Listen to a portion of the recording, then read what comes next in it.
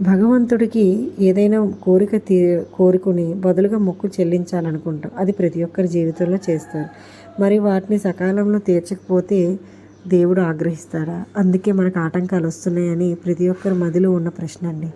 భగవంతుడు ఎప్పుడు మన అంతరంగాన్ని, పరిస్థితిని చూస్తారు తప్ప కఠినమైన నియమాలు పెట్టరు, ఆటంకాలు రానివ్వరు. ఒకవేళ ఏదైనా మొక్కుకొని అది తీర్చకపోయినా తగిన సమయం లేనప్పుడు, వీలు కానప్పుడు ఆందోళన చెందకుండా మన పూజా మందిరంలో దేవుడి ముందు నిల్చొని ఫలానా సమయంలో ఆ మొక్కును చెల్లించుకుంటానంటూ మనస్ఫూర్తిగా మనం చెప్పుకుంటే సగం పరిష్కారం అవుతుందండి. అంటే మనస్ఫూర్తిగా ఉంటుంది.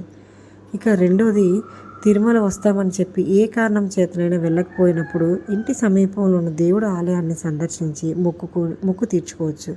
అంటే ముడుపు గురించి నేను చెప్పట్లేదండి. ఇక్కడ వస్త్రదానం, అన్నదానం తిరుమలలో చేసుకుంటామని మొక్కుకున్న వాళ్ళు మన ఇంటి దగ్గరలో ఉన్న వెంకటేశ్వర స్వామి గుడికి వచ్చి అన్నదానం, వస్త్రదానం చేసుకుంటే ఎక్కడ చేసిన దానం కిందకే వస్తుందండి. స్వామివారికి అర్పించినట్టు అవుతుంది, పుణ్యం కూడా వస్తుంది.